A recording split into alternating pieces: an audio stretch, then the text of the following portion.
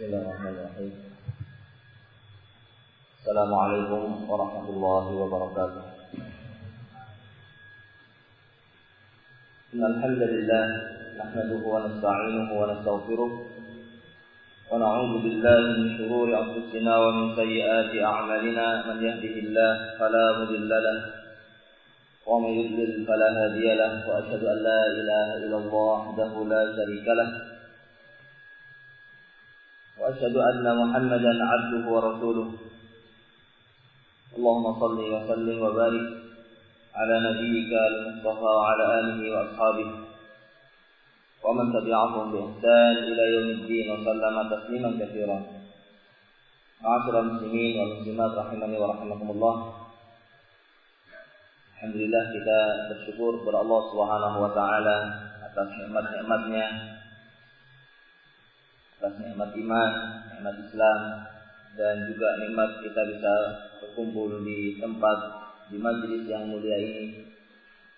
Kita memohon kepada Allah Subhanahu wa taala ikhlas di dalam semua ucapan-ucapan kita dan perbuatan-perbuatan kita. Dan kita memohon kepada Allah Subhanahu wa taala agar menjadikan pertemuan ini menjadi pertemuan yang barakah, yang marhumah, yang diberi kebaikan dan diberi rahmat oleh Allah Subhanahu wa taala. Selanjutnya, sebagaimana telah disampaikan tadi, kita menggantikan kajian yang semestinya diisi oleh Ustaz kita Syaifuddin Hafizahullah Ta'ala. Namun karena suatu hal beliau tidak bisa mengisi pada kesempatan pagi hari ini, dan kita menggantikan kajian ini.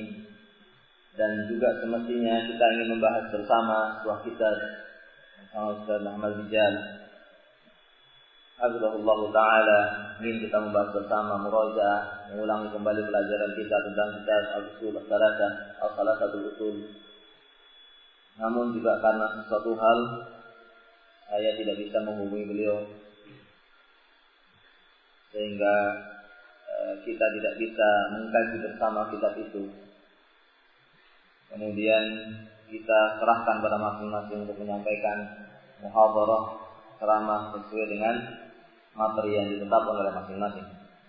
Dan pada kesempatan yang berbahagia ini kita ingin ambilkan sebuah faedah dari muhadharah ceramah yang disampaikan oleh Syekh Shalih Al-Fauzan Hafizahullah Ta'ala, yang beliau beri judul muhadharah itu dengan judul At-Tafarruq wal Ikhtilaf wa atharuhuma fil ummah, perpecahan dan perselisihan dan akibat dari keduanya pada umat ini. Di dalam pembahasan ini beliau menjelaskan tentang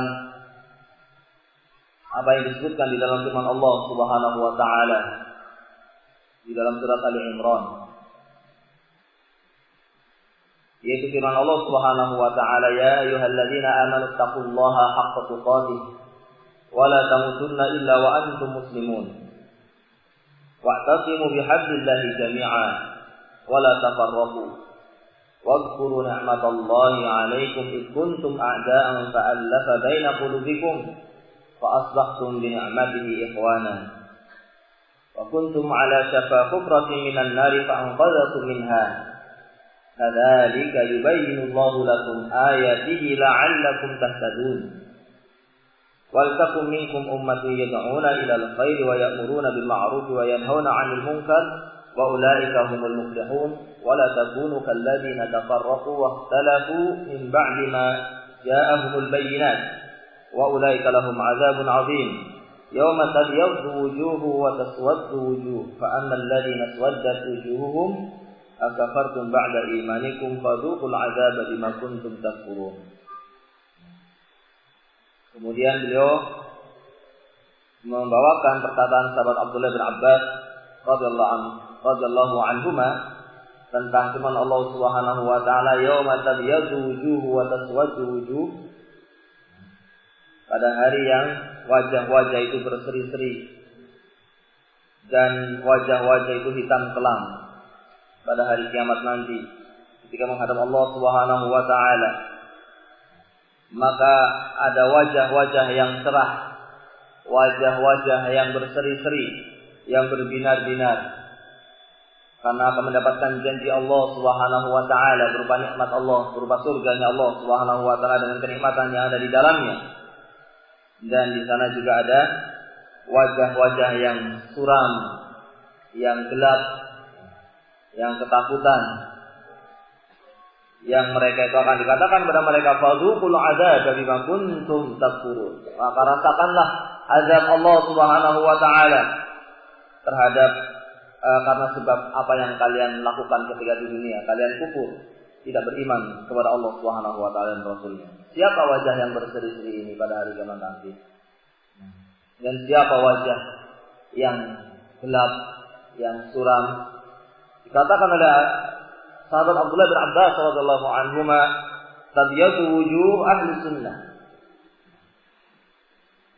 Akan berseri-seri, akan berbinar-binar wajah-wajahnya ahlu sunnah wal jamaah, dan akan gelap, seram, ya. Akan ketakutan wajahnya ahlul firqah wal dhalalah, orang-orang yang menyimpang dari jalan ahlu sunnah wal jamaah. Ma'asyiral muslimin rahimani wa rahimakumullah. Di dalam ayat ini yang kita baca tadi, Allah Subhanahu wa taala mengingatkan kepada orang-orang yang beriman, mengingatkan atas nikmat yang Allah berikan kepada orang-orang yang beriman. Diingatkan bahwa Allah telah memberikan kepadanya nikmat iman, nikmat Islam. Maka nikmat iman dan nikmat Islam ini semestinya dijaga dan semestinya disyukuri dengan dipelajari dengan benar, dengan bersemangat di dalam mempelajarinya, dan kemudian diamalkan. Karena agama Islam itu bukanlah sekadar ilmu, tapi agama Islam itu juga amalan. Allah Subhanahu wa taala menyebutkan di dalam ayatnya, huwallazi arsala rasulahu bil huda wa dinil haqq liyudhhirahu 'ala ad-din kullih. Dialah Allah Subhanahu wa taala yang telah mengutus utusannya dengan membawa apa? Membawa huda dan membawa dinul haq. Al-huda diterangkan oleh para ulama adalah al-ilmu nafi', membawa ilmu. Allah Subhanahu wa taala mengutus rasulnya untuk membawa ilmu yang bermanfaat. Namun di samping itu juga wa dinul haq, membawa dinul haq. Diterangkan oleh para ulama adalah al-amal as-salih. Oleh karena itu seseorang yang telah mendapatkan nikmat Islam, dia harus berupaya untuk menjaga nikmat tersebut dengan bersemangat di dalam menuntut ilmu dan juga mengamalkan ilmu yang telah dia cari, yang telah dia dapatkan. Maka menuntut ilmu adalah salah satu perkara yang sangat penting, perkara yang merupakan cita-cita, yang merupakan tujuan yang harus senantiasa dituju, sesuatu yang senantiasa dicari ilmu itu, sesuatu yang senantiasa seorang itu bersemangat untuk mendapatkannya, lebih bersemangat dari mendapatkan dunia seisinya. Karena orang yang memahami, yang menuntut ilmu, yang mempelajari agama Allah Subhanahu wa taala, maka dialah orang yang nanti akan beramal dengan ilmu. Orang yang tidak menuntut ilmu, maka bagaimana dia bisa beramal dengan ilmu? Bagaimana seorang bisa bersyukur terhadap agamanya kalau dia tidak mau menuntut ilmu? Bagaimana seorang akan bisa menjalankan agama kalau dia tidak mau mempelajari agamanya? Dan agama yang dibawa oleh Rasulullah SAW itu meliputi dua, meliputi ilmu dan amal. Oleh karena itu mempelajari agama Allah Subhanahu wa taala adalah perkara yang sangat penting, dan ini tanda ketika orang itu memahami agama Allah Subhanahu wa taala, ini tanda bahwa Allah menginginkan kebaikan pada orang tersebut. Sebagaimana disebutkan dalam hadis Bukhari, Nabi SAW menyebutkan dalam hadis yang diriwayatkan oleh Bukhari, Nabi SAW bersabda, "Man yuridillahu bihi khairan yufaqihuhu fid din." Barang siapa yang Allah inginkan kepada seseorang kebaikan, Apa tandanya bahwa orang itu akan diberi kebaikan oleh Allah Subhanahu wa taala? Apa tandanya bahwa orang itu akan memperoleh kebahagiaan, akan memperoleh kebaikan, memperoleh nikmat Allah Subhanahu wa taala? Apa tandanya? Yufaqihu fid-din. Allah akan fahamkan. Al-fiqh di sini adalah al-fahm. Allah akan menjadikan dia menjadi orang yang paham terhadap agamanya. Karena dengan paham terhadap agamanya, maka seseorang itu akan bisa mengamalkan agama ini di atas ilmu. Dan apabila orang sudah mengamalkan agama ini di atas ilmu, maka orang itu telah berpegang dengan agama Allah Subhanahu wa taala yang diturunkan melalui rasulnya. Sebagaimana tadi kita katakan bahwa agama Allah Subhanahu wa taala yang diturunkan melalui Rasulullah sallallahu alaihi wasallam itu berupa ilmu dan amal. Agama Islam itu berupa ilmu dan berupa amal. Tidak cukup ilmu dan tidak cukup amal. Namun harus kedua-duanya, ilmu dan amal. Oleh karena itu menuntut ilmu adalah perkara yang sangat penting, yang harus seorang itu senantiasa ingin disibukkan dengannya. Harus menjadi perkara yang itu merupakan kesibukan seorang muslim. Senantiasa bersemangat mempelajari agama Allah Subhanahu wa taala, apalagi ilmu-ilmu yang itu fardhu ain. Ilmu yang itu fardhu ain bagi setiap orang harus mengetahuinya. Yaitu ilmu apa ya, Pak? Ilmu yang tidak akan tegak agama seseorang kecuali dengan ilmu tadi. Ilmu yang seseorang tidak bisa menegakkan agamanya kecuali dengan ilmu tadi. Itu ilmu yang fardhu ain. Yang berkaitan dengan akidah. Yang berkaitan dengan tauhid. Dan berkaitan dengan syirik sehingga dia bisa menjalankan kalimat la ilaha illallah. Dia bisa menjalankan persaksian dia terhadap kalimat la ilaha illallah. Yang tanpa la ilaha illallah ini seorang tidak akan tegak agamanya. Maka dia harus memahaminya dan harus mengamalkan kalimat tersebut dan harus mengetahui maknanya serta mengamalkannya. Maka ini tidak mungkin kecuali dengan mempelajarinya. Ilmu yang seperti ini fardhu ain, harus diketahui oleh setiap individu. Kemudian ilmu yang berkaitan dengan ahkam shalah, sebagian dari ahkam shalah, sebagian dari ahkam zakat, sebagian dari ahkam siyam, sebagian dari ahkam haji. Perkara yang berkaitan dengan rukun Islam yang tidak akan diterima salatnya kecuali dengan ilmu tadi, maka perkara itu menjadi perkara yang fardhu ain. Perkara yang berkaitan dengan masalah hukum salat, yang apabila orang tidak mengetahui hukum-hukum yang berkaitan dengan salat akan menjadi tidak sah salatnya, maka mempelajari ilmu yang berkaitan dengan masalah sah dan tidak sahnya salat adalah perkara yang merupakan fardhu ain. Berkaitan dengan rukun-rukunnya salat, berkaitan dengan syarat-syaratnya salat, berkaitan dengan masalah wajib-wajibnya salat. Kalau tidak mengetahui yang seperti ini, maka bisa jadi dia salat selama berpuluh-puluh tahun tidak diterima oleh Allah Subhanahu wa taala salatnya. Wal'iyadzubillah. Apa ada orang yang salat tidak diterima? Ada. Allah Subhanahu wa taala menyebutkan di dalam Al-Qur'an, "Fawailul lil musallin." Celaka orang yang salat. Orang salat tapi celaka. Kenapa? Alladzina hum an salatihim sahun. Karena dia salatnya itu dengan lalai, tidak memperhatikan apa yang harus dia lakukan dalam salatnya supaya sah salatnya. Begitu pula di zaman Nabi Shallallahu Alaihi Wasallam ada orang yang salat, kemudian setelah salat menghadap Nabi, mengucapkan salam kepada Nabi, kemudian Nabi setelah menjawab salam, Nabi mengatakan kepada orang tersebut, "Irji' fasalli fa innaka lam tusalli." Kamu salat lagi, kamu tadi belum salat. Kemudian orang tadi salat lagi dan kemudian setelah selesai salat dia datang kepada Nabi Shallallahu Alaihi Wasallam. Kemudian setelah itu mengucapkan salam kepada Nabi dan Nabi menjawabnya dan Nabi mengulangi lagi, "Irji' fasalli fa innaka lam tusalli." Salat lagi kamu salat, kamu itu belum salat. Salat, orangnya salat tetapi belum menjalankan sholat. Kenapa? Tidak memenuhi syarat-syaratnya, tidak memenuhi rukunnya, tidak memenuhi wajibnya.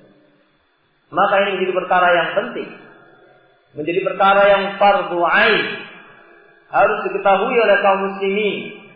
Sebagian hukum-hukum yang berkaitan dengan sholat, yang dengannya akan sah atau tidak sahnya sholat seseorang, ini menjadi perkara yang fardhu ain. Kemudian juga ilmu tentang hukum-hukum yang berkaitan dengan puasa. Ya, dengan sebab itu maka puasanya tidak sah. Padahal ini adalah menjalankan rukun Islam. Maka ini menjadi fardhu ain. Yang berkaitan dengan zakat, sehingga zakatnya sah. Apabila dia tidak mengetahui hukum ini, maka zakatnya bisa jadi tidak diterima oleh Allah Subhanahu wa taala. Maka ini juga menjadi fardhu ain. Begitu pula ibadah haji. Perkara-perkara yang berkaitan dengan arkanul Islam, yang dengan perkara tersebut akan menjadi sah ibadah yang dia lakukan berkaitan dengan rukun Islam, ini adalah perkara yang fardhu ain, yang dengannya akan tegak agama seseorang. Itu menjadi fardhu ain. Maka yang seperti ini harus orang itu bersemangat untuk mempelajarinya dan kemudian menjalankannya dengan sebenar-benarnya sebagaimana dicontohkan oleh Rasulullah sallallahu alaihi wasallam. Kemudian kalau masih memiliki kemampuan, masih ada kesempatan lagi untuk mempelajari yang lainnya, maka pelajari yang lainnya meskipun itu hukumnya fardhu kifayah. Yang lainnya fardhu kifayah. Yang berkaitan dengan masalah warisan, yang berkaitan dengan masalah muamalah, hukum-hukum yang berkaitan dengan masalah muamalah, ya. Hukum tentang masalah kredit, tentang masalah jual beli yang seperti dan sebagainya, itu menjadi perkara yang fardhu kifayah. Menjadi perkara yang fardhu kifayah yang harus ada di antara kaum muslimin yang mengetahuinya. Kalau tidak ada satupun di antara kaum muslimin yang mengetahuinya, maka dia bisa terjatuh kaum muslimin bisa terjatuh kepada apa? Kepada dosa. Kalau sudah ada yang mempelajarinya, maka gugurlah kewajiban bagi yang lainnya. Ini yang seperti namanya apa? Fardhu kifayah. Kalau sudah ada yang mempelajarinya, yang lain jadi wajib apa tidak? Yang lain jadi sunnah. Karena sudah ada yang mengetahuinya. Maka meskipun itu adalah perkara yang fardhu kifayah, juga semestinya diusahakan ditumbuhkan dari generasi muda ini orang-orang yang dikhususkan untuk belajar, dikhususkan untuk mempelajari agama Allah Subhanahu wa taala, sehingga siap untuk membimbing masyarakat nanti, siap untuk membimbing suatu daerah, suatu desa, yang ketika ada masalah di masyarakat tadi bertanya kepada orang tersebut. Maka diupayakan ada ikhwah, ada di antara kaum muslimin yang didorong untuk belajar, yang mempunyai kemampuan yang bagus untuk didorong mempelajari agama Allah Subhanahu wa taala secara khusus, sehingga dia di samping mempelajari perkara-perkara yang fardhu ain, dia juga mempelajari perkara-perkara yang fardhu kifayah. Maka di dalam ayat ini Allah Subhanahu wa taala, kita kembali kepada ayat ini, Allah Subhanahu wa taala mengingatkan di dalam ayat ini nikmat Allah kepada orang-orang yang beriman. Wadhkuru ni'matallah 'alaikum. Ingatlah nikmat Allah yang Allah berikan kepada kalian. Yaitu nikmat apa? Nikmat iman, nikmat Islam. Maka di dalam ayat ini ada anjuran untuk berpegang dengan Islam, ada anjuran untuk kokoh di atas syariat Islam. Dan ini tidak mungkin kecuali dengan seseorang itu mempelajarinya dan mengamalkannya. Nah, yang sebelumnya, ini ayat ini menceritakan para sahabat yang sebelumnya mereka adalah orang-orang yang kuntum a'daan. Yang sebelumnya mereka adalah orang-orang yang saling bermusuhan. Kalau kita mempelajari tarikh, kita mempelajari sejarah, ya, kita mengetahui bagaimana dahulu sebelum diutusnya Rasulullah Sallallahu Alaihi Wasallam, bagaimana umat manusia ya, sebelum diutusnya Rasulullah Sallallahu Alaihi Wasallam di Jaziratul Arab, di negeri Arab, mereka saling berperang, mereka saling bermusuhan, mereka saling berselisih, mereka tidak memiliki sesuatu yang bisa dijadikan sebagai pijakan untuk mengembalikan, untuk mengetahui mana yang benar dan mana yang salah. Mereka belum bersatu seperti sekarang ini, belum seperti negeri Arab yang sekarang ini. Mereka pada waktu itu memiliki kabilah yang saling bermusuhan satu di antara yang lainnya. Nah, yang saling menyerang, yang saling menzalimi antara satu dengan yang lainnya. Yang di waktu itu ada negeri Rom, ada negeri Persia. Nah, negeri Persia ada di daerah timur dan negeri Rom yang ada di daerah barat. Mereka saling bermusuhan dan tidak ada yang di atas agama yang benar pada waktu itu sebelum diutusnya Rasulullah Sallallahu Alaihi Wasallam, kecuali orang-orang yang masih berpegang dengan agama Ahlul Kitab, yang masih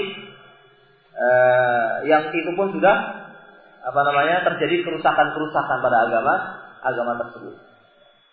Tidak ada yang berada di atas ajaran yang benar kecuali sebagian orang-orang yang masih menjalankan agamanya Ahlul Kitab. Itu pun banyak dari ajaran-ajarannya sudah dirubah, sudah dirusak. Begitu pula agamanya Nabi Ibrahim alaihissalam, itu pun sudah dirusak dan sudah berubah sampai Ka'bah itu di sekitarnya penuh dengan patung, sampai berjumlah kurang lebih ada 360 patung di sekitar Ka'bah. Maka setelah diutusnya Rasulullah Sallallahu Alaihi Wasallam, maka Rasulullah Sallallahu Alaihi Wasallam mengajak umatnya pada waktu itu kepada tauhid, kepada akidah yang benar, mengajak kepada agama yang benar yang dahulu dibawa oleh Nabi Ibrahim alaihissalam. Maka sebagian umat pada waktu itu menerima agama yang dibawa oleh Rasulullah Sallallahu Alaihi Wasallam dan sebagiannya memusuhinya dan seterusnya.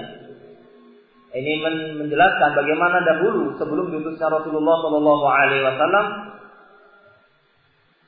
keadaan yang begitu rusak, keadaan yang saling memerangi, saling menzalimi,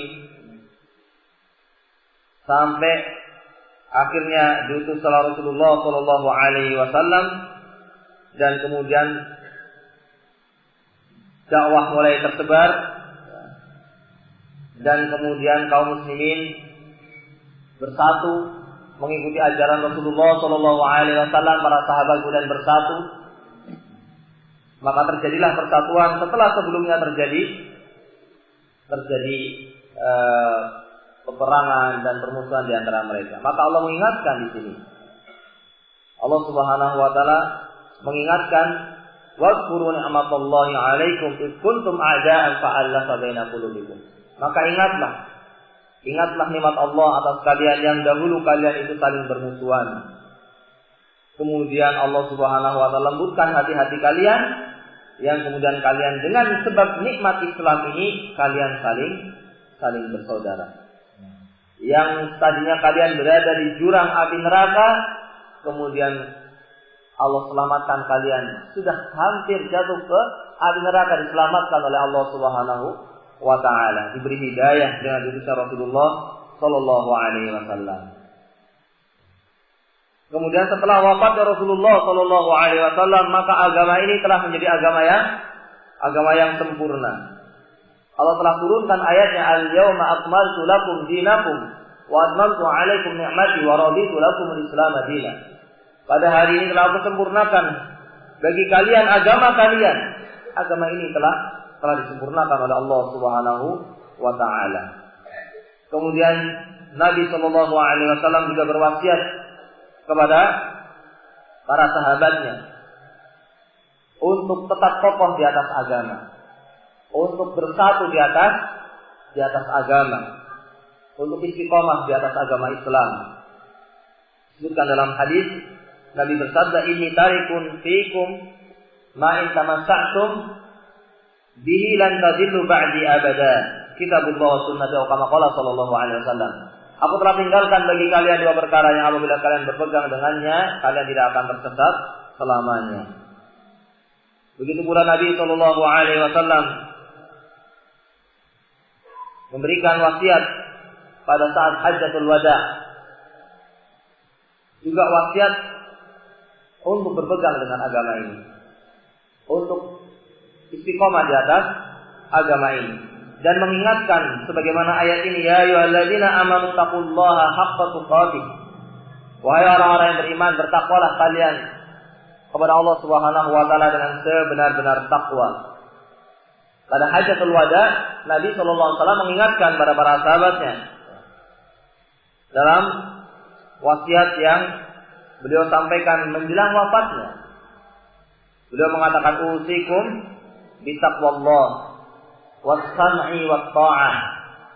Aku wasiatkan kalian untuk bertakwa kepada Allah Subhanahu wa taala. Ini wasiat Nabi SAW sebelum wafatnya. Wasiat kepada para sahabatnya. Wasiat kepada sebaik-baik umat ini. Nah, dan juga ini wasiat bagi umat Nabi Muhammad SAW, baik seluruh kaum muslimin sampai akhir zaman.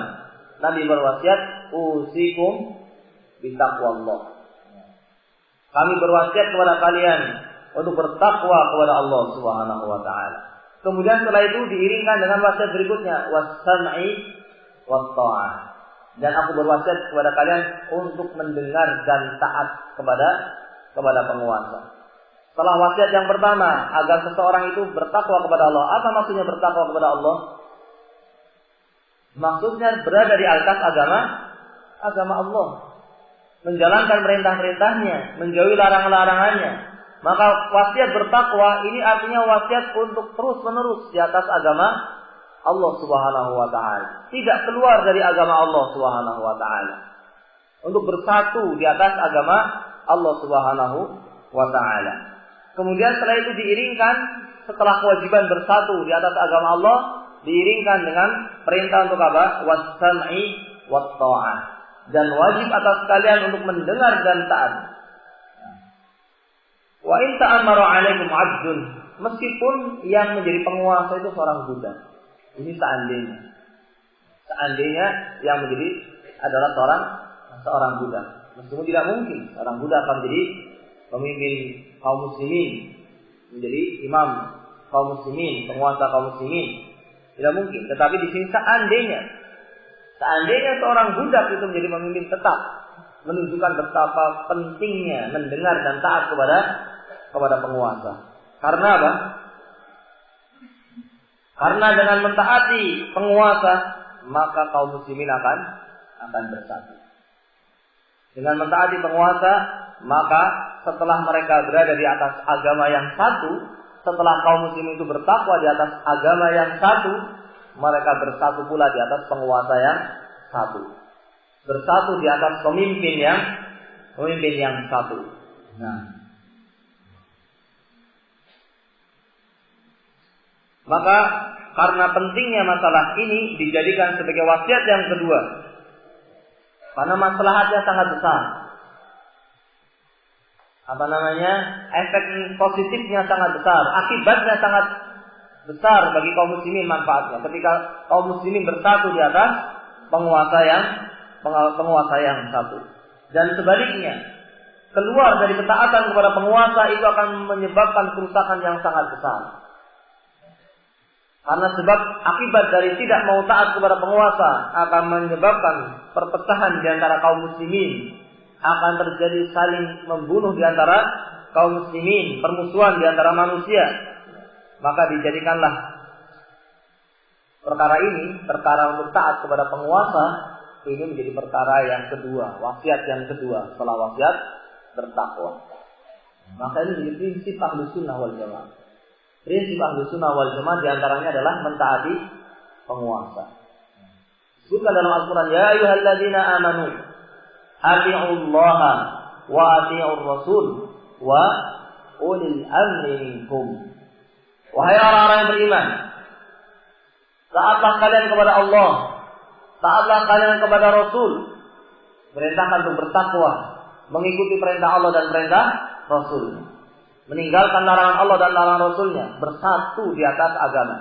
Setelah itu bersatu di atas satu penguasa. Wa ulil amri minkum. Dan taatilah ulil amr dalam perkara yang tidak bermaksiat kepada Allah tentunya. Dalam perkara yang tidak bermaksiat kepada Allah Subhanahu wa taala. Maka ayatnya pun berbunyi ya ayyuhalladzina amanu atiiullaha wa atiiur rasul dengan kalimat atiiullah wa atiiur rasul. Kemudian ketika ulil amri tidak pakai atiiu. Karena apa? Ketaatan kepada Allah dan Rasulnya tidak sama dengan ketaatan kepada ulil amr. Ketaatan kepada Allah dan Rasulnya ini ketaatan yang mutlak. Ketaatan yang tidak ada tetapinya, harus taat, tidak ada ikatan apapun. Ketaatan yang mutlak harus ditaati Allah dan Rasulnya. Dalam semua apa yang ada di dalam Al-Quran, apa yang dalam hadis, apa itu perintah-perintah Allah, apa itu perintah-perintah Rasul, maka ditaati. Adapun penguasa, maka dilihat. Apabila perintahnya sesuai dengan perintah Allah dan Rasulnya, tidak melanggar perintah Allah dan Rasulnya, maka ditaati. Tetapi apabila perintah penguasa bertentangan dengan perintah Allah dan Rasulnya atau menyelisihi perintah Allah dan Rasulnya, maka pada waktu itu tidak boleh ditaati. La ta'ata li makhluqin fi ma'siyatil khaliq. Sudah dalam sabda Nabi SAW, tidak ada ketaatan kepada makhluk kalau untuk bermaksiat kepada Al-Khaliq. Namun ini menjadi perkara yang penting. Meskipun dalam hal ini ada ikatannya, ada muqayyad, terikat taatnya itu dalam perkara yang ma'ruf, tetapi ini menjadi prinsip Ahlus Sunnah wal Jamaah untuk taat kepada penguasa. Maka yang menjadi atau orang-orang yang bekerja pada penguasa, dia harus menjalankan pekerjaannya dengan sebenar-benarnya, dengan sebaik-baiknya. Bekerjanya harus sesuai dengan waktu yang telah ditetapkannya. Bekerja dengan baik karena dia sudah bekerja kepada penguasa. Begitu pula warga negaranya. Ini juga harus taat kepada penguasanya dalam perkara-perkara yang ma'ruf, dalam peraturan-peraturan yang itu untuk kebaikan bersama. Peraturan-peraturan yang dibuat oleh pemerintah, perizinan-perizinan. Ketika ingin membuat ma'had, ingin membuat pendidikan di suatu tempat dan di sana harus ada izin dari penguasa, maka yang seperti ini harus dijalankan. Karena ini prinsip dari prinsip Ahlus Sunnah wal Jamaah untuk mentaati penguasa dalam perkara yang ma'ruf. Selama itu adalah perkara yang tidak bertentangan, maka harus ditaati. Nah, apalagi sebagai seorang Ahlus Sunnah wal Jamaah yang dia tentunya mengharapkan hidayah kepada seluruh kaum muslimin untuk semuanya kembali kepada agama Allah Subhanahu wa taala. Ini mestinya menjadi apa? Menjadi contoh. Menjadi contoh dalam mentaati penguasa. Menjadi contoh dalam mentaati peraturan-peraturan yang telah ditetapkan oleh penguasa selama tidak bertentangan dengan apa? Syariat Allah Subhanahu wa taala. Ini menjadi contoh supaya menarik hati orang. Untuk menarik hati orang supaya apa? Mereka tidak salah paham, apalagi ajaran Islam sekarang sudah semakin apa? Semakin asing. Semakin orang tidak mengetahui, banyak kemungkaran-kemungkaran yang tersebar, kemaksiatan-kemaksiatan, pemikiran-pemikiran yang menyimpang, yang tidak sesuai dengan ajaran Islam tersebar di mana-mana. Maka orang-orang yang telah mengetahui kebenaran, dia berusaha untuk mengambil mengambil simpati. Dalam perkara-perkara yang itu diperbolehkan, maka dia menjadi orang yang pertama.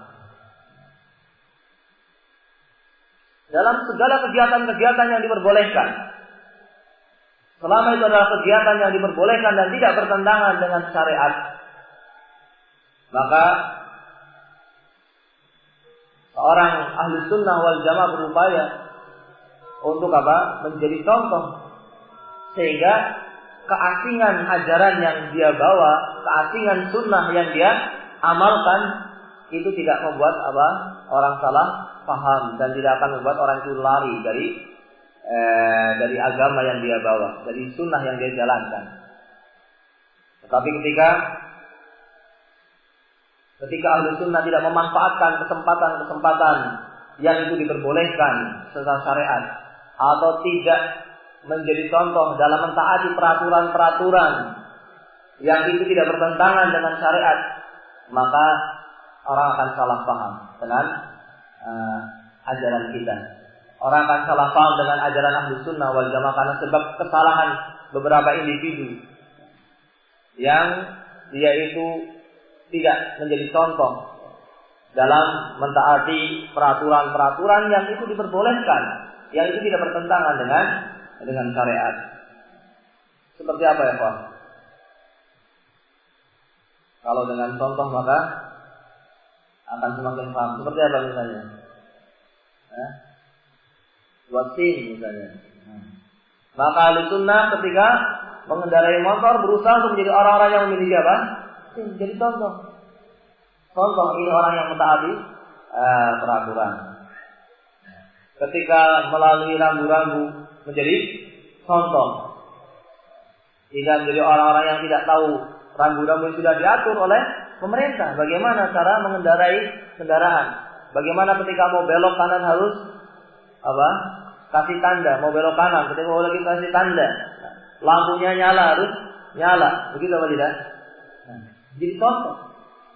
Karena agama ini menjadi asing ketika ahli sunnah tidak menjadi contoh, maka orang-orang pun menjadi semakin curiga dan semakin tidak suka dengan agama ini. Kita memberikan contoh yang baik ketika itu dalam perkara yang diperbolehkan, kita menjadi contoh yang pertama. Begitu pula kartu tanda penduduk. Ini juga menjadi perkara yang menjadi peraturan yang semestinya dimiliki oleh ahli sunnah wal jamaah. Menjadi warga negara. Ini warga negara apa ini tidak punya KTP? Maka berupaya untuk memiliki KTP. Yang sudah berkeluarga memiliki apa? Memiliki kartu keluarga. Ini bukan mewakili instansi, tapi itulah ahli sunnah wal jamaah. Dalam peraturan-peraturan yang itu memang sesuai, tidak bertentangan dengan syariat, dan itu dalam rangka mengatur kaum muslimin supaya tertib, supaya aman, supaya rapi, supaya teratur, maka berupaya untuk bisa memilikinya.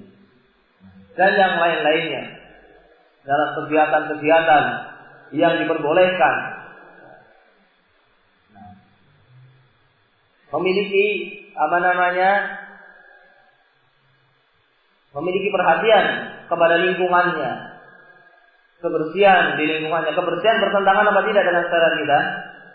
Tidak bertentangan. Maka menjadi orang yang dicontoh, peduli kepada kebersihan lingkungan.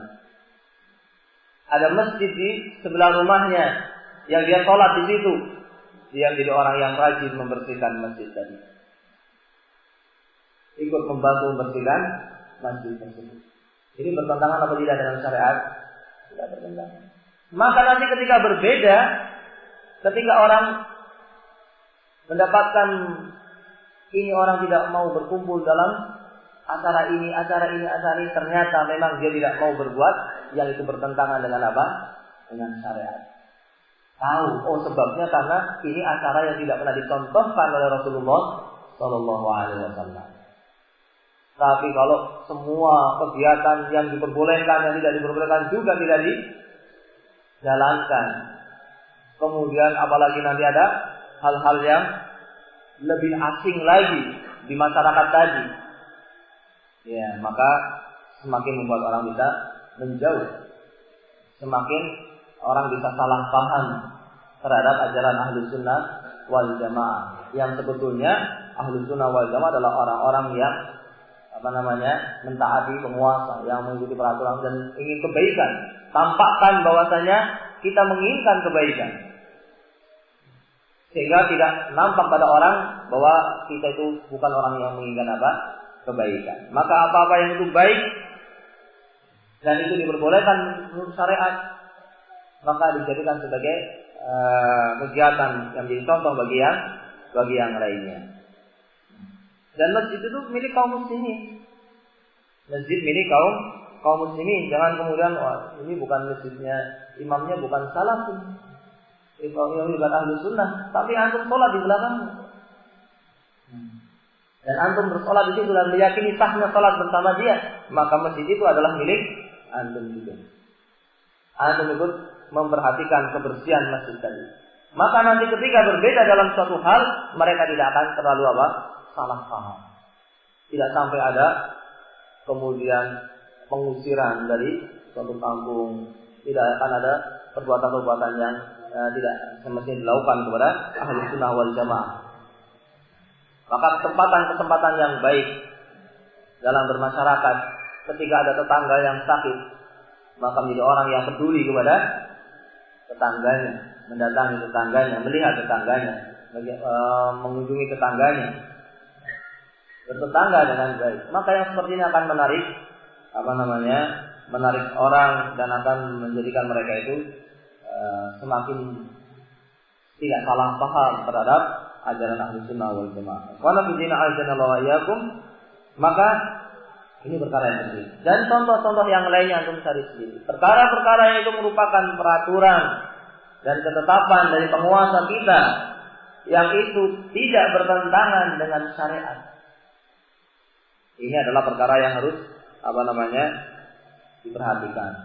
Apalagi kita dalam rangka untuk menyebarkan ajaran dakwah ini, agama ini. Begitu pula surat nikah. Ini juga penting. Orang yang menikah, peraturan pemerintah kita menggunakan surat nikah. Maka ini menjadi perkara yang juga harus diusahakan ketika menikah dengan aturan yang ada di pemerintah ini. Dalam rangka mentaati peraturan-peraturan pemerintah yang itu tidak bertentangan dengan syariat. Aturan-aturan yang tidak bertentangan dengan syariat, maka ini menjadi perkara yang diperhatikan oleh kaum muslimin, apalagi Ahlus Sunnah wal Jamaah. Maka di sini Allah Subhanahu wa taala merintahkan kepada kita untuk bersatu di atas agama. Kemudian bersatu di atas penguasa yang satu. Bersatu di atas penguasa yang satu. Mentaati Allah Subhanahu wa taala, mentaati Rasulullah sallallahu alaihi wasallam. Berarti kita disuruh bersatu di atas agama yang satu, setelah bertauhid dengan tauhid yang sama, kemudian di atas agama yang sama, di atas ajaran yang sama, di atas Al-Quran dan As-Sunnah, di atas agama yang sama, artinya di atas Al-Quran dan As-Sunnah, di atas jalannya Rasulullah sallallahu alaihi wasallam. Kemudian juga bersatu di atas penguasa yang satu. Maka di sini ada tauhidul manhaj. Ada menyatukan jalan setelah bersatunya akidah. Setelah bersatu akidahnya, bersama akidahnya, satu yang diibadahi yaitu Allah Subhanahu wa taala, mentaati Allah, kemudian mentaati Rasul. Satu dalam hal jalan, sama yang diibadahi yaitu Allah Subhanahu wa taala, dan sama yang dijadikan suri tauladannya yaitu Rasulullah sallallahu alaihi wasallam. Dan ketika terjadi perselisihan, kembalikanlah semuanya kepada Rasulullah sallallahu alaihi wasallam, kepada jalannya Allah dan kepada jalan yang dibawa oleh Rasulullah sallallahu alaihi wasallam, untuk bersatu di atas sumber yang sama, di atas aturan yang sama, ajaran yang sama. Fa in tanaza'tum fi syai'in farudduhu ila Allah wa Rasul. Kalau kalian berselisih dalam suatu masalah, maka apa? maka kembalilah kepada Allah dan Rasulnya. Kembalikan semuanya kepada agama Allah Subhanahu wa ta'ala, kepada agama yang diturunkan melalui Rasulnya, yaitu yang berupa ilmu dan amal tadi. Ilmu yang diambil dari Al-Quran dan As-Sunnah, dan beramal sebagaimana apa yang di dalam Al-Quran dan juga yang ada di dalam As-Sunnah. Itu yang diikuti, bersatu di atas itu. Jangan kembali kepada kelompok ini, kembali kepada kelompok itu, kembali kepada fanatik kepada mazhab ini, kepada mazhab itu. Tidak, kembali kepada Allah dan Rasulnya. Kembalikan semuanya kepada Allah dan Rasulnya. Kembali kepada Al-Quran, kembali kepada As-Sunnah. Ketika Rasulullah SAW masih hidup, para sahabat kembalinya kepada Rasulullah SAW, bertanya kepada Rasulullah SAW. Setelah Rasulullah SAW wafat, maka kembalinya kepada apa yang ditinggalkan oleh Rasulullah SAW. Sebagaimana hadis yang kita sebutkan tadi, bahwasanya ini tarikum fiikum ma in tamassaktum bihi lan tadillu ba'di kitabullah wa sunnati. Aku telah tinggalkan kepada kalian dua perkara, yang apabila kalian berpegang dengan dua perkara ini, kalian tidak akan tersesat selamanya, yaitu kitabullah dan sunnati. Maka di sini ada kewajiban yang pertama, bahwa menyatukan akidah. Menyatukan akidah. Kemudian setelah itu menyatukan jalan. Untuk semuanya mengikuti jalan yang dibawa oleh Rasulullah SAW. Mengikuti agama yang dibawa oleh Rasulullah SAW. Baru setelah itu mengikuti penguasa yang satu. Bersatu di atas penguasa yang satu. Dan juga dalam hadis bahwa Allah akan ridho. Allah akan meridhoi orang yang demikian ini. Disebutkan dalam hadis, innallaha yardha lakum thalatha wa yakrahu lakum thalatha. Allah Subhanahu wa ta'ala meridhoi 3 perkara, dan Allah Subhanahu wa ta'ala membenci 3 perkara. 3 perkara yang Allah meridhoi 3 perkara, dan Allah membenci 3 perkara. 3 perkara yang Allah ridhoi itu apa saja? Disebutkan oleh Nabi sallallahu alaihi wasallam, yardha lakum an ta'buduhu wa la tusyriku bihi syai'an. Allah ridha kepada kalian untuk beribadah hanya kepada Allah saja dan tidak menyekutukan Allah dengan apapun. Ini yang pertama. Berarti ini tauhid apa? Menyatukan bersatu di atas tauhid. Allah ridho kalau manusia itu bersatu di atas tauhid, di atas akidah yang benar. Allah ridho. Maka upaya yang pertama yang harus dilakukan oleh kita semua, oleh kaum muslimin, menyatukan kaum muslimin di atas akidah yang sama, di atas peribadatan kepada Allah Subhanahu wa ta'ala saja, dan meninggalkan seluruh perbuatan syirik dan membenci syirik. Tidak memperbolehkan satupun dari jenis syirik. Membenci syirik, meyakini bahwa perbuatan syirik adalah perbuatan yang batil, yang tidak boleh dibenarkan, apalagi didukung, apalagi melakukannya. Tidak boleh sama sekali. Melakukannya tidak boleh, mendukungnya tidak boleh, bahkan membenarkannya pun tidak diperbolehkan. Ini perbuatan syirik adalah kezaliman yang paling besar yang harus dipahamkan oleh kaum muslimin, untuk betul-betul semuanya paham agar kembali kepada tauhid, kembali kepada ibadah kepada Allah Subhanahu wa ta'ala, meninggalkan perbuatan syirik. Ini yang pertama. Yang kedua, wa anta tasimu bihablillahi jami'a wa la tafarraqu. Yang kedua adalah agar kaum muslimin i'tisam bihablillah, bersatu di atas tali Allah. Tali Allah ini apa maksudnya? Tali Allah disebutkan dalam tafsirnya, yang dimaksud dengan tali Allah ada yang mengatakan Islam, ada yang mengatakan sunnah, ada yang mengatakan Al-Quran, ada yang mengatakan jalannya Rasulullah SAW. Berbeda-beda ungkapannya, tapi maknanya apa? Maknanya sama. Maksudnya sama, tapi berbeda-beda ungkapannya. Sebagaimana sering kita contohkan, sebagaimana orang mendefinisikan uang misalnya. Ketika ditanya apa itu uang, satunya mengeluarkan uang 5 ribuan, satunya lagi ini uang mengeluarkan 10 ribu, satu lagi mengatakan ini uang yang dikeluarkan ternyata 50 ribu. Sama apa tidak maksudnya? Maksudnya sama, karena berbeda ungkapan saja. Nah, di sini Allah Subhanahu wa ta'ala ridho agar kita berpegang teguh, i'tisam bihablillah, berpegang teguh dengan tali Allah, yaitu dengan apa? Al-Quran dan As-Sunnah, yaitu dengan Islam, yaitu dengan sunnah Nabi Shallallahu Alaihi Wasallam, bersatu. Jami'an dikatakan ini. Wa anta'tasimu bihablillahi jami'an, semuanya tanpa terkecuali. Siapapun, tidak ada yang dikecualikan. Seluruh kaum muslimin harus tunduk, harus siap berpegang dengan Al-Quran dan As-Sunnah. Harus siap berpegang dengan ajaran yang dibawa oleh Rasulullah Shallallahu Alaihi Wasallam. Ini perintah untuk bersatu.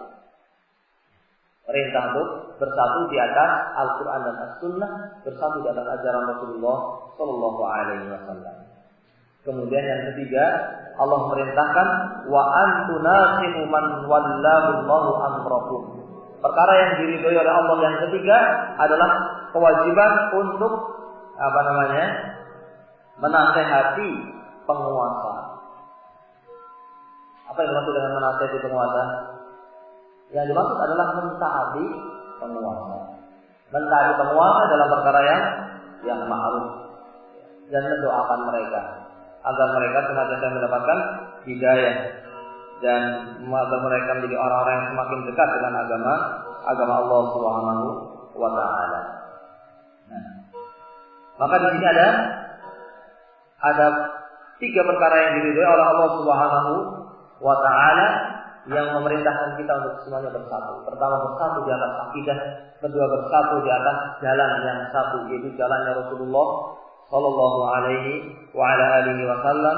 Kemudian bersatu di atas pemimpin yang satu. Dan Allah benci kepada 3 perkara. Apa yang Allah benci? Yang Allah benci yang pertama, ini tidak disebutkan oleh Mu'allif rahimahullah ta'ala, melanjutkan dari hadis ini, bahwasanya Allah Subhanahu wa taala mencintai 3 perkara dan Allah Subhanahu wa taala membenci 3 perkara. Namun disebutkan hadis ini dikeluarkan oleh Imam Muslim dalam catatan yang lainnya, namun dalam muhadharah ini tidak disebutkan yang dibenci oleh Allah Subhanahu wa taala. Wa yakrahu salata, yang pertama adalah al-qil wal qal. Yang dibenci adalah qil wal qal. Ada berita sampaikan, ada berita sampaikan. Tanpa dicek beritanya, tanpa diperhatikan beritanya, tanpa dilihat apa manfaatnya, apa madaratnya kalau disampaikan. Semua berita sampaikan, semua berita sampaikan. Qil qal, qil qal. Ini yang dibenci oleh Allah. Wa kasratus su'al, dan banyak bertanya. Terus ini bertanya yang tidak bermanfaat, pertanyaan yang tidak ada maksud untuk diamalkan. Wa idha'atil mal, dan membuang-buang harta. Membuang-buang harta artinya tabdzir. Dibuang harta pada perkara yang tidak bermanfaat. Selama itu tidak bermanfaat, maka yang seperti itu namanya tabdzir. Kalau tidak bermanfaat, itu namanya tabdzir. Dan orang-orang yang melakukan tabdzir, katakan innal mubadzirin kanu min syaitan. Orang-orang yang melakukan tabdzir, dia termasuk dari teman-temannya syaitan. Nasallallahu alaihi wasallam. Maka membuang-buang harta yang tidak pada tempatnya. Kalau pada tempatnya tidak apa, meskipun banyak, sebagaimana Abu Bakar As-Siddiq mensedekahkan seluruh tabdzir apa tidak? Tidak tabdzir, karena itu pada tempatnya. Tapi kalau yang tidak pada tempatnya, tidak bermanfaat, meskipun sedikit, tapi tidak bermanfaat, maka di sini masuk ke dalam apa? Tabdzir. Tabdzir itu jangan dianggap kalau banyak, kalau membuang-buang harta banyak, tidak. Sedikit pun kalau digunakan untuk sesuatu yang tidak bermanfaat dan bertentangan dengan syariat, maka itu menjadi apa? Menjadi tabdzir.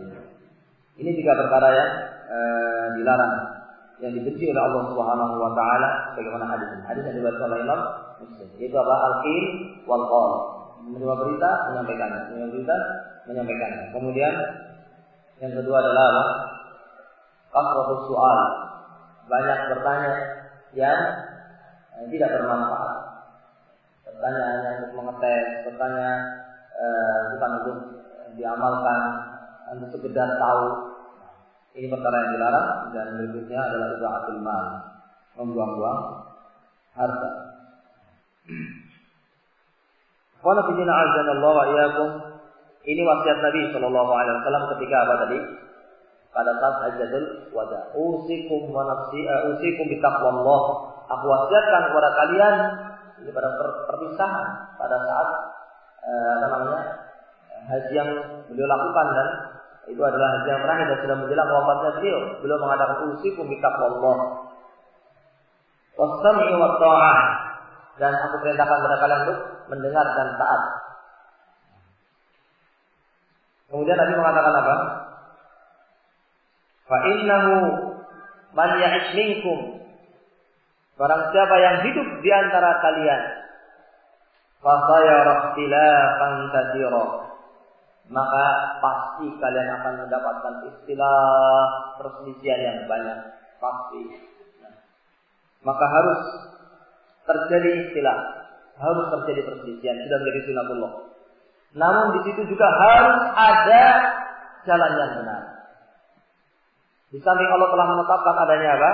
Perselisihan, Allah Subhanahu wa taala telah menjanjikan adanya jalan yang benar. Adanya jalan yang benar yang kaum muslimin diperintahkan untuk bersatu dengan jalan ini supaya tidak apa? Supaya tidak berpecah.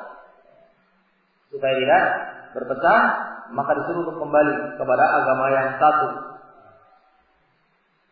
Maka Nabi SAW menyebutkan man ya'ish minkum fasayara ikhtilafan katsira.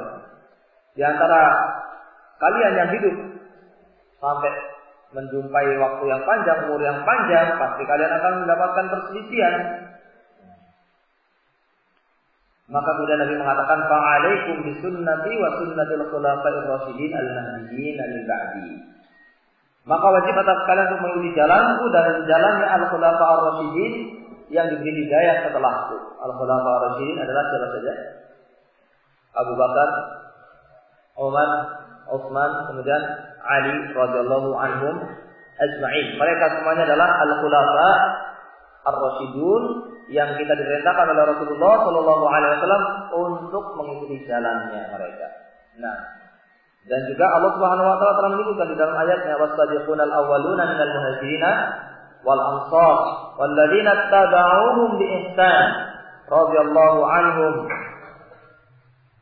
wa adalahum jannatin tajri tahtaha al-anhar. Was-sabiqunal awwalun, dan orang-orang yang lebih dahulu, yang paling awal, yang mereka masuk Islam lebih dahulu, minal muhajirin, dari kalangan muhajirin wal ansar, dan dari orang-orang ansar.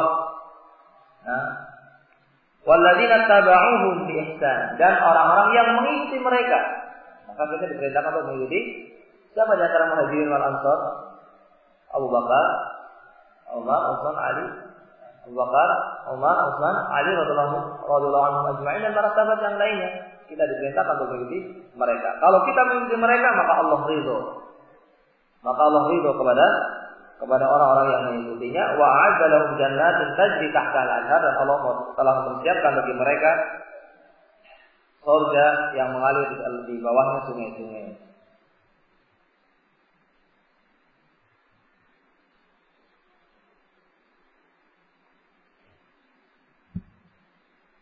Khalidina fiha abada, dan mereka akan kekal di dalam surga. Dzalikal fawzul azim, dan itulah kemenangan yang besar. Maka Allah Subhanahu wa taala telah mensyariatkan pula bagi kita untuk mengikuti as-sabiqunal awwalun. Terkhusus di situ adalah al-khulafa ar-rasyidin. Karena mereka adalah khulafanya Rasul. Nah, maka manhajnya mereka, jalannya mereka adalah jalan yang benar.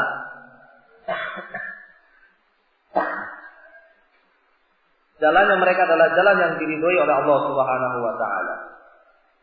Adapun jalan-jalan yang menyelisihi mereka, manhaj yang menyelisihi mereka, pemahaman yang menyelisihi mereka, maka itu semuanya adalah sesat, menyimpang dari jalan yang diridhoi oleh Allah Subhanahu wa taala. Nah, maka kita tidak boleh mengikutinya, apalagi membuatnya. Jangan sampai membuat pemahaman yang baru, membuat ajaran yang baru, ibadah yang baru. Nah, Allah Subhanahu wa taala memerintahkan kita untuk bersatu di atas jalan yang satu. jalan yang khulafah ar-rasyidin. Begitu pula Allah Subhanahu wa taala sebetulnya mengingatkan kepada kita banyak dalam ibadah-ibadah kita yang di sana ada nilai persatuan. Ada ibadah-ibadah yang di sana ada nilai apa? Nilai persatuan. Sehingga ini harus perhatikan. Bersatu di atas ibadah itu perkara yang harus.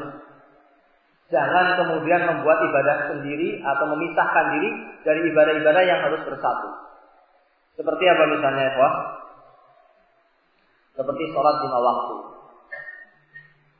Sholat 5 waktu ini merupakan ibadah yang kita diajarkan untuk bersatu di dalamnya.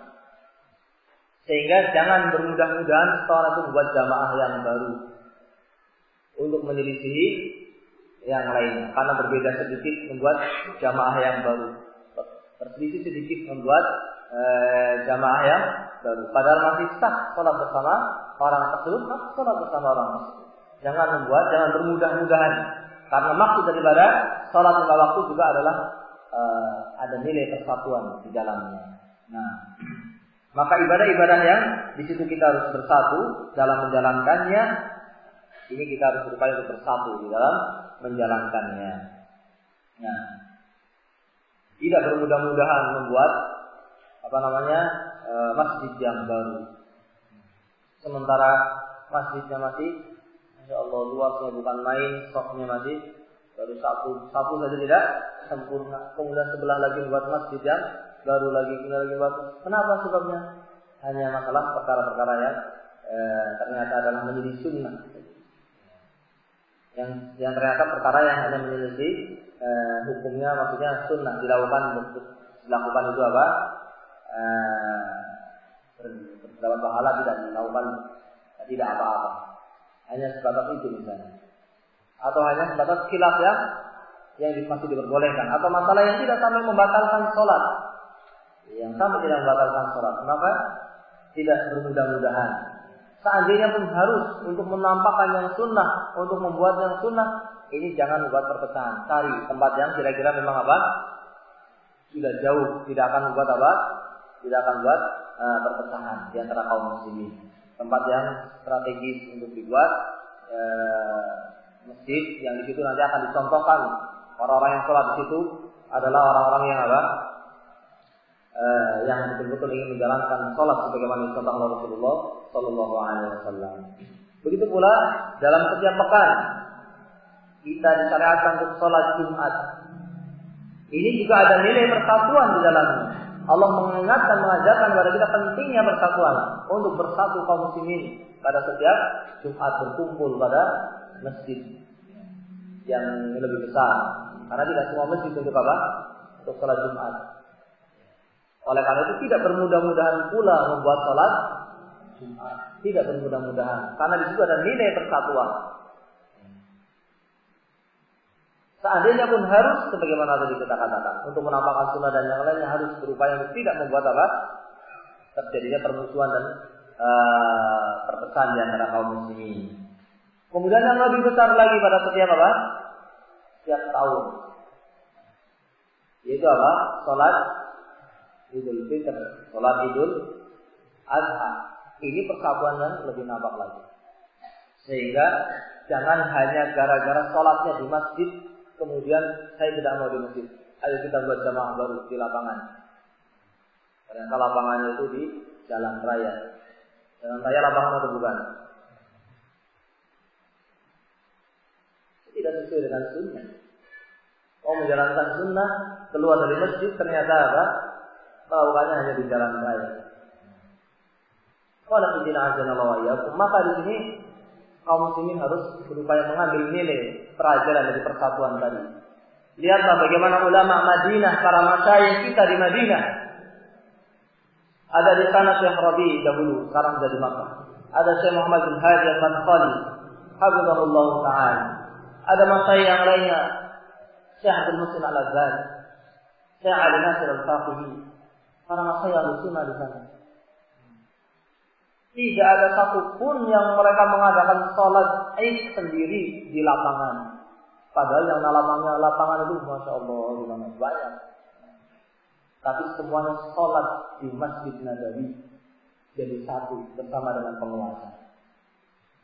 Memang dalam pelajaran-pelajaran mereka katakan bahwasanya yang sunnah sholat id adalah di lapangan, yang sunnah itu di musola, yang dicontohkan oleh Nabi SAW ada di musola, contohkan oleh Nabi SAW. Tetapi dalam prakteknya ternyata penguasa memutuskan untuk dilakukan di Masjid Nabawi. Maka mana yang didahulukan? Membuat di lapangan untuk menjalankan sunnah, namun mengorbankan persatuan, sehingga berpecah dengan kaum muslimin. Ataukah bersatu dengan kaum muslimin? Mana yang didahulukan? Persatuan. Karena persatuan hukumnya apa? Wajib. Persatuan itu hukumnya wajib. Kita diperintahkan untuk bersatu. Dalam perkara-perkara yang harus bersatu, maka kita berupaya untuk tidak bermudah-mudahan apa? Berpecah. Maka ini adalah pelajaran untuk bersatu. Karena perpecahan, perselisihan ini adalah adab. Allah menyebutkan dalam Al-Quran, wala tanaza'u fatafshalu. Jangan kalian saling berselisih, jangan kalian saling berpecah, maka kalian akan menjadi terkena fasal kepada diri kalian, menjadi orang yang tidak mampu untuk melawan musuh kalian, tidak akan mampu menghadapi musuh kalian. Ini bukan hanya di medan perang. Ini bukan hanya di medan perang. Tetapi dalam perkara juga yang sehari-hari ada dilakukan. Menghindari adanya perselisihan, menghindari adanya khilaf di antara kaum muslimin. Karena perselisihan dan khilaf ini akan membuat lemah, tidak bisa menghadapi musuh. Wa yadhhabu rihukum. Sudah Allah mengatakan dan akan membuat kekuatan, wa tadhhabu rihukum, dan akan membuat kekuatan kalian hilang. Kalian akan menjadi orang yang tidak kuat lagi. Karena tidak bersatu. Kalau tidak bersatu, maka akan apa? Akan menjadi lemah. Nah, kalau sudah tidak kuat dan menjadi lemah, maka musuh-musuh Islam tidak akan melihat Islam sebagai sesuatu yang mulia. Tidak akan melihat Islam sebagai sesuatu yang besar. Nah, dan akan dikuasai oleh musuh-musuh Islam. Maka Allah Subhanahu wa taala di dalam ayat ini juga menerangkan bahwasanya firqah, furqah, ikhtilaf, perselisihan, perpecahan ini akan menyebabkan kelemahan. Nah, dan juga dikatakan dalam ayat yang lainnya, wala takunu kalladzina tafarraqu wahtalafu. Janganlah kalian menjadi orang-orang yang sebagaimana orang-orang dahulu yang senantiasa berpecah dan berselisih. Maka satukan langkah, satukan jalan untuk mengikuti al-haq, untuk mengikuti Al-Quran dan As-Sunnah. Tinggalkan pendapat-pendapat yang berbeda dengan Al-Quran dan As-Sunnah. Tinggalkan kelompok-kelompok yang menyelisih Al-Quran dan As-Sunnah, untuk kemudian kaum muslim bersatu di atas Al-Quran dan As-Sunnah, bersatu di atas jalannya Rasulullah Sallallahu Alaihi Wasallam. Begitu pula dalam sholat kita akan disuruh untuk apa? Meluruskan shaf, untuk tidak berselisih. Nabi mengatakan la takhtalifu, jangan kalian itu berbeda, tidak lurus shafnya. Satunya di depan, satunya di belakang, jangan, tapi luruskan. Karena apa? Dengan sebab istilah zahir akan menjawab istilah batin, akan menjawab istilah yang ada di batin.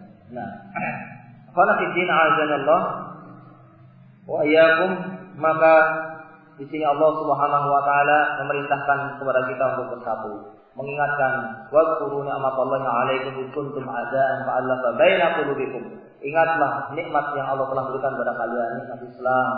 Maka bersatulah di atas Islam, bersatulah di atas jalan Rasulullah Sallallahu Alaihi Wasallam.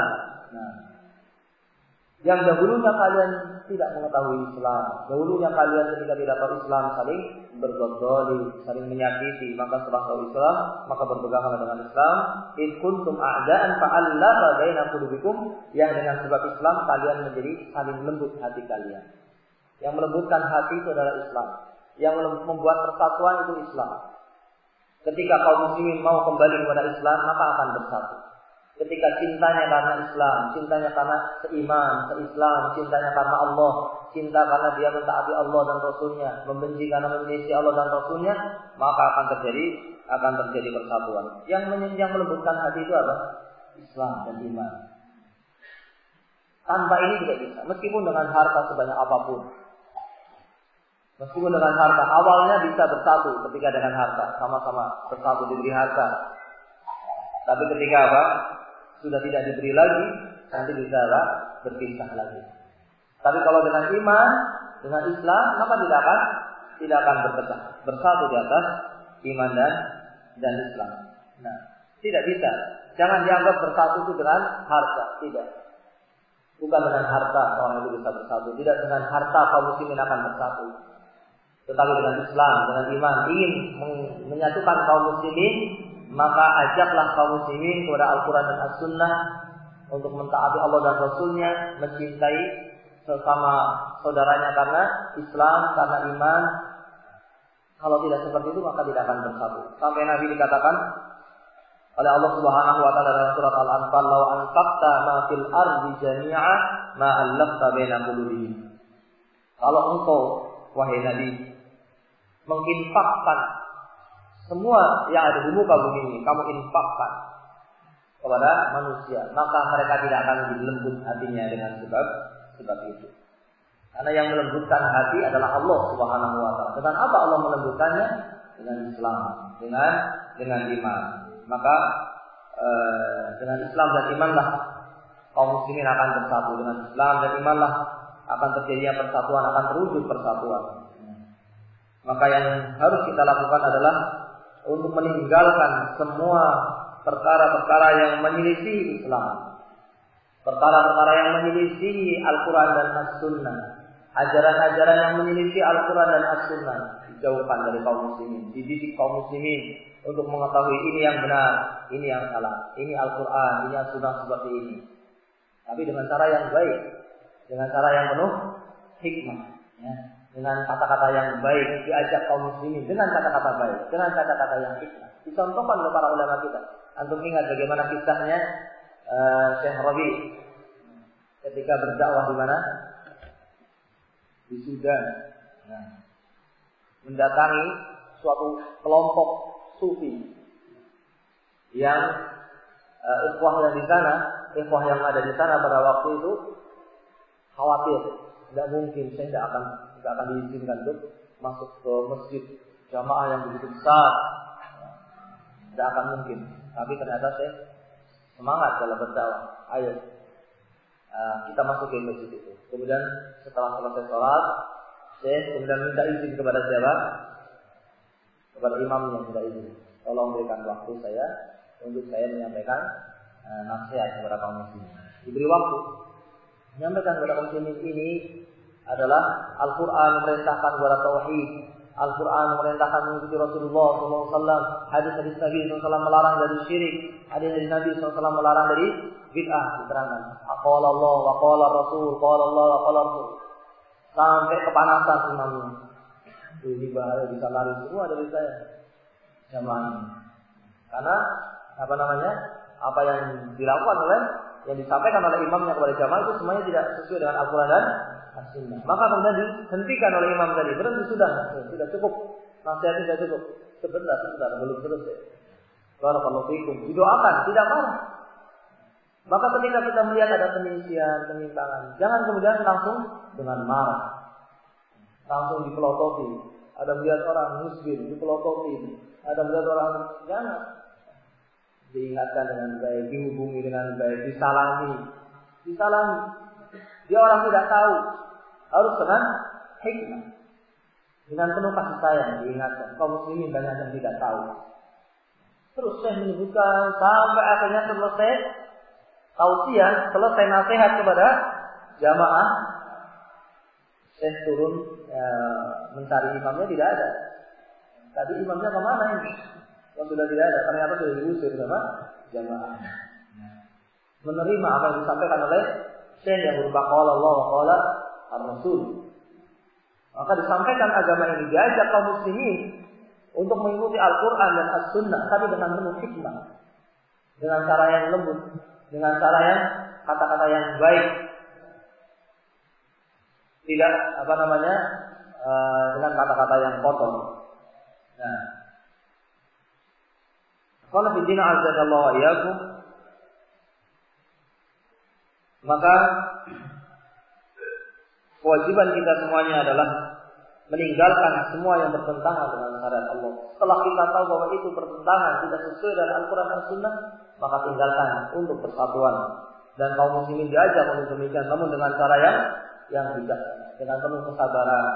Sekarang belum diterima, besok terus dengan cara-cara yang lembut, dengan doa dan seterusnya. Nah, maka semua semua kita, kalau kita melihat bahwa diri kita itu terjatuh pada penyimpangan, kesalahan, begitu pula orang-orang yang berada pada kelompok-kelompok tertentu, organisasi-organisasi tertentu, ketika melihat pada dirinya kesalahan, pada kelompoknya ada kesalahan, maka segera kembali kepada Al-Quran dan As-Sunnah. Jangan terus merasa benar dan tidak mau tahu, fanatik kepada kelompoknya. Kalau sudah seperti itu nanti akan bangga. Kalau sudah bangga dengan kelompoknya, ini kembalinya semakin apa? Kembali kepada kebenaran itu semakin sulit. Itu hukuman dari Allah. Ketika ada kelompok-kelompok yang sesat membangga-banggakan kelompoknya, ini dia adalah orang yang sedang dihukum oleh Allah Subhanahu wa Ta'ala. Bangga dengan kesalahan, bangga dengan penyimpangan yang ada pada kelompoknya. Nah, jadi yang jelas, kita ingin mengingatkan bahwasanya kita diperintahkan untuk bersatu, dan bersatu adalah perkara yang penting di dalam agama kita. Dan kita diajari untuk bersatu dalam ibadah-ibadah kita yang berupa sholat dan yang lain-lainnya. Maka juga di sana Allah Subhanahu wa Ta'ala mengingatkan kita agar jangan sampai kita terjatuh kepada sebab-sebab perpecahan. Terutama di sini Ahlus Sunnah wal Jamaah harus menjaga diri agar jangan sampai terjatuh kepada sebab-sebab perpecahan. Apa itu sebab-sebab perpecahan? Disebutkan di dalam Al-Quran. Di antaranya dalam surat Al-Hujurat yang sudah antum hafal. Ya ayyuhalladzina amanu in ja'akum fasiqun binaba'in fatabayyanu. Wahai orang-orang yang beriman, jika datang orang fasik kepada kalian dengan membawa berita, maka apa? Fatabayyanu. Maka dicek dulu beritanya. Dicek dulu beritanya. Jangan kalian langsung terima.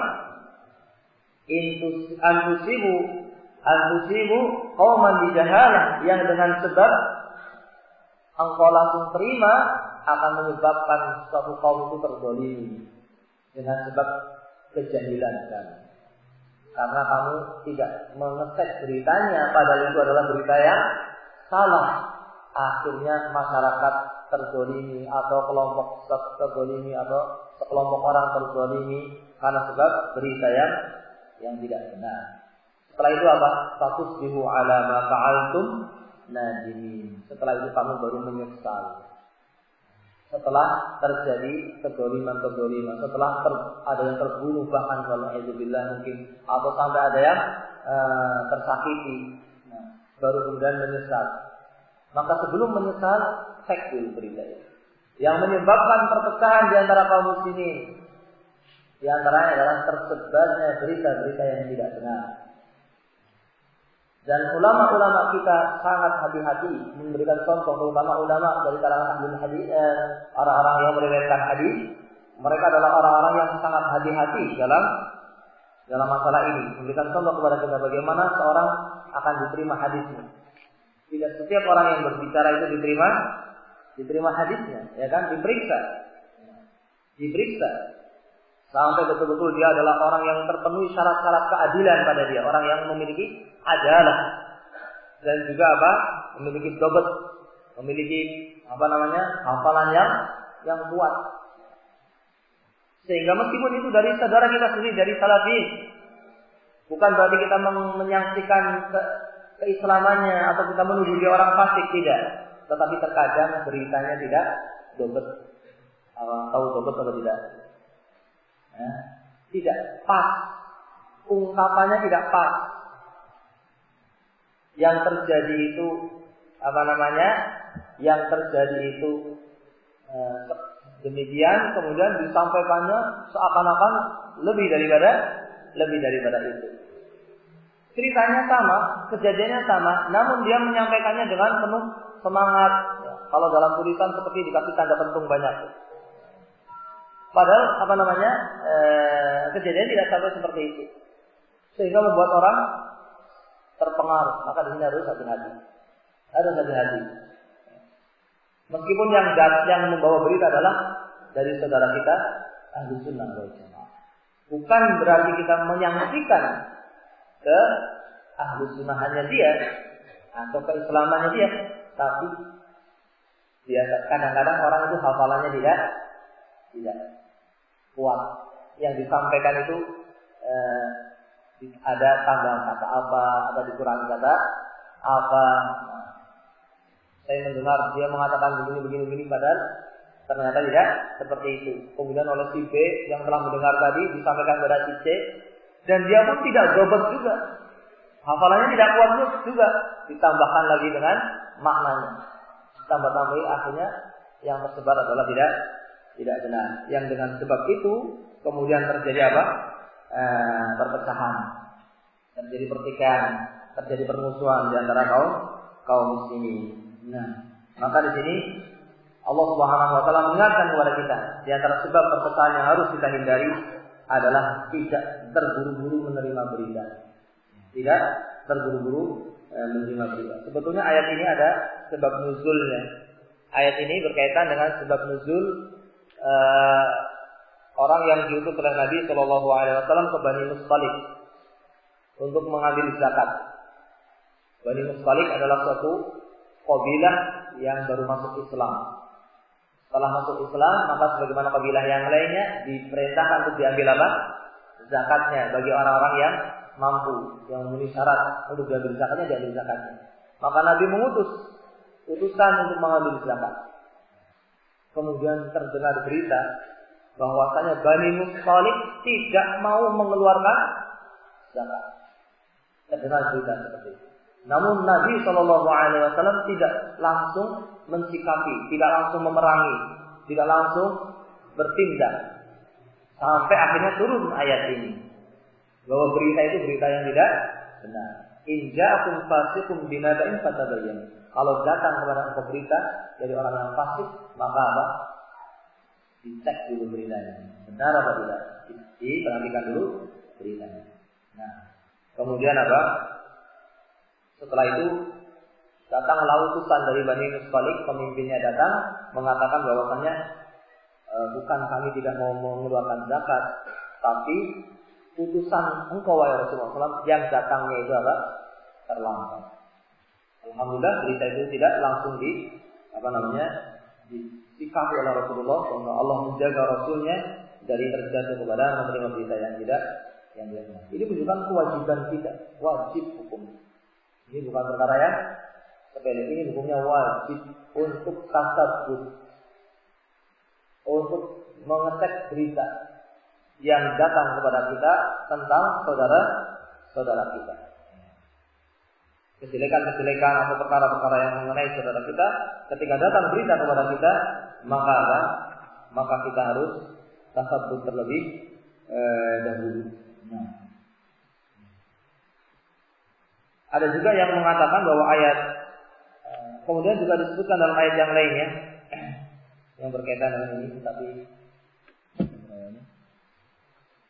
waktunya tidak cukup kalau kita sampaikan semua. Yang jelas di sini ikhwan fillah azanallahu wa iyyakum, jangan kita terburu-buru. Ini yang penting untuk menjadikan pelajaran bagi kita. Jangan seseorang itu terburu-buru dalam berita-berita yang datang kepadanya untuk kemudian dia bersikap atau bertindak dari berita yang belum dia cek terlebih dahulu, yang belum dia dicek terlebih dahulu, sehingga kemudian akan menyesal nanti. Orang itu menyebarkan berita itu, kemudian terjadilah apa yang terjadi, permusuhan, pertikaian antara kaum muslimin, mungkin saling membunuh waliyadzubillah karena sebab dia yang tidak hati-hati dalam menerima berita. Nah, Makanya tadi dilarang al-qil wal qal.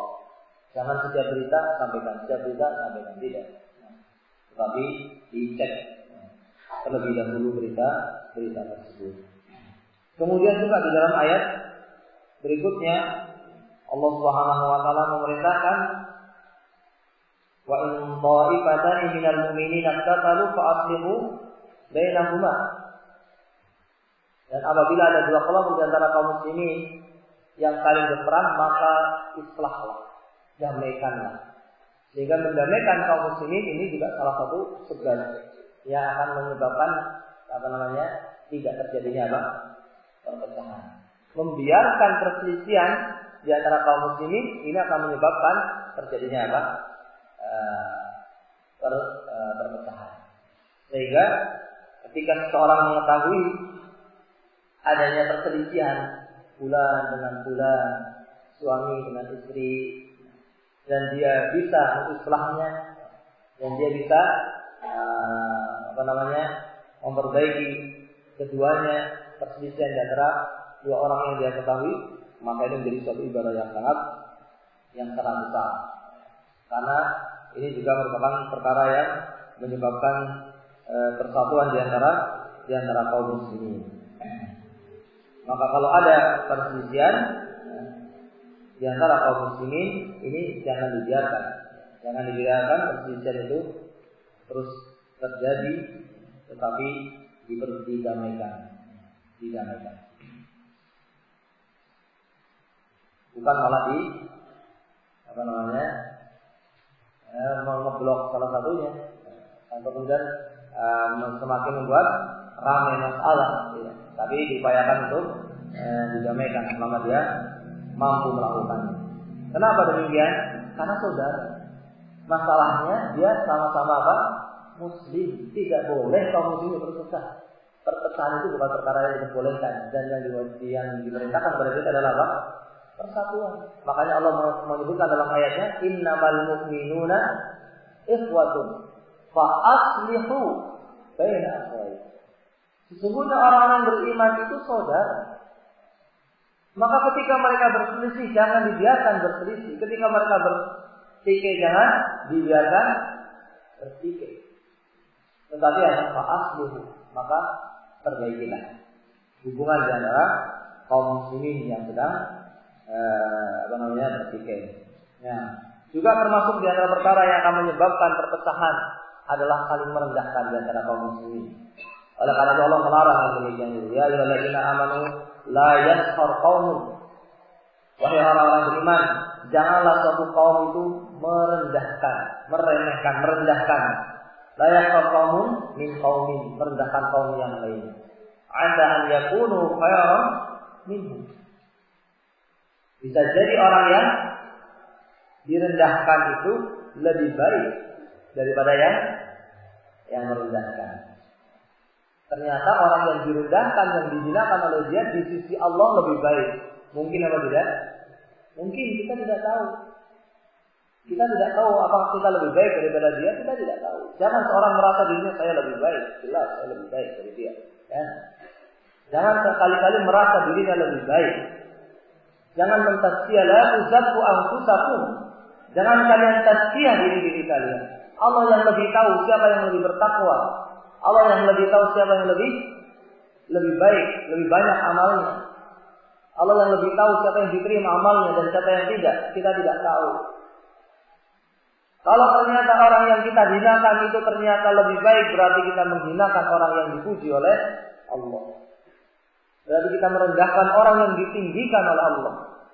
Ditinggikan oleh Allah kemudian kita rendahkan. Ini sesuatu yang sangat berbahaya. Begitulah perempuan, wala nisa'un min nisa'. Begitu pula perempuan tidak boleh merendahkan perempuan yang lainnya. Asa an yakunna khairan minhun.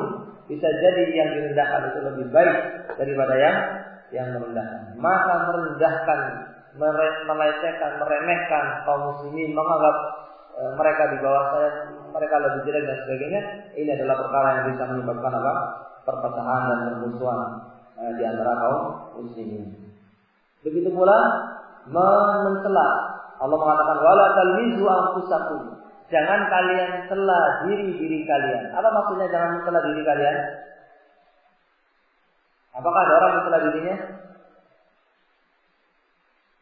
Apa maksudnya? Kalimat wala talmizu anfusakum artinya apa? Jangan kalian mencela diri kalian. Kalian artinya jangan kalian mencela saudara kalian. Kenapa?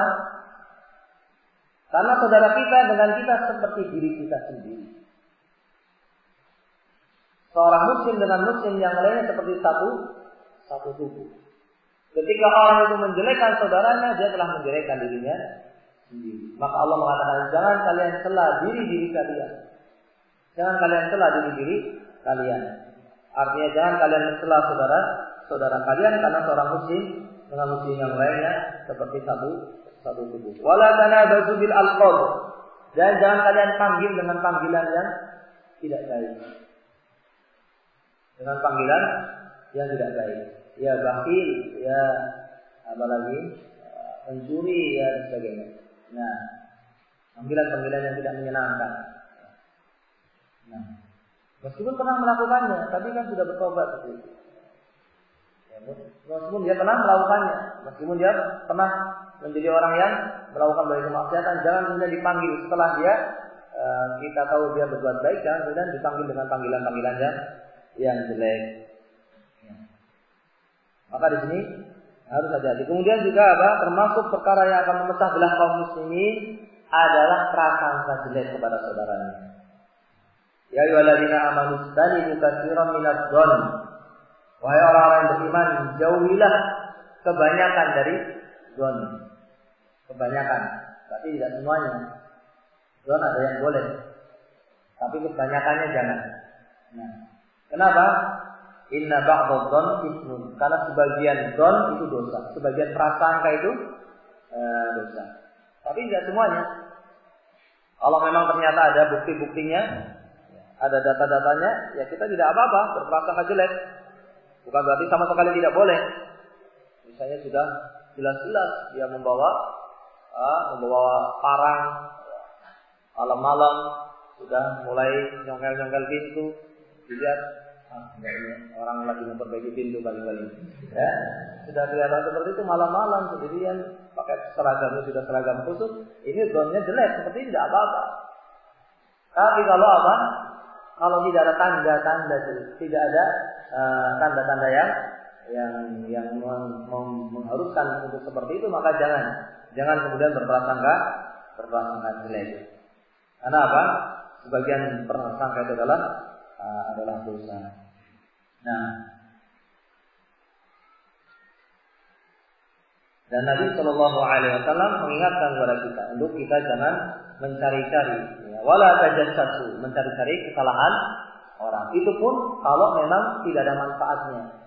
Artinya di sini kalau memang itu perkaranya untuk amar ma'ruf nahi munkar, maka dalam satu saat dibolehkan tajassus, mencari-cari, ya, untuk diketahui mana yang sesungguhnya, ada apa sesungguhnya. Maka tidak mengapa. Tetapi kalau bukan untuk amar ma'ruf nahi munkar, untuk sekedar tahu, ingin tahu kesalahan orang, jangan melakukan tajassus. Jangan mencari-cari.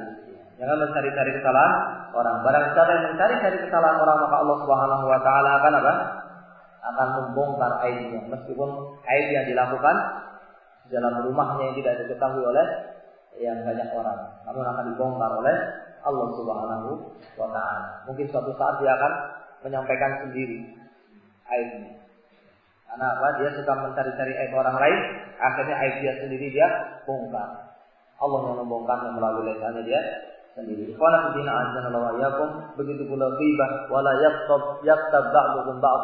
Jangan sebagian kalian menghibah sebagian yang lainnya, menceritakan kejelekan saudaranya yang banyak perkara-perkara yang harus diperhatikan, menghindari perpecahan di antara kaum muslimin, di antara apalagi di antara Ahlussunnah wal Jamaah. Ini perkara yang wajib, bersatu itu wajib, maka perkara-perkara yang menyebabkan perpecahan ini harus ditinggalkan oleh kaum muslimin sehingga bisa menjalankan kewajiban untuk bersatu. Ini yang bisa kita sampaikan pada kesempatan siang hari ini, mudah-mudahan bermanfaat. Wallahu taala a'lam bishawab. Sallallahu alaihi wa sallam.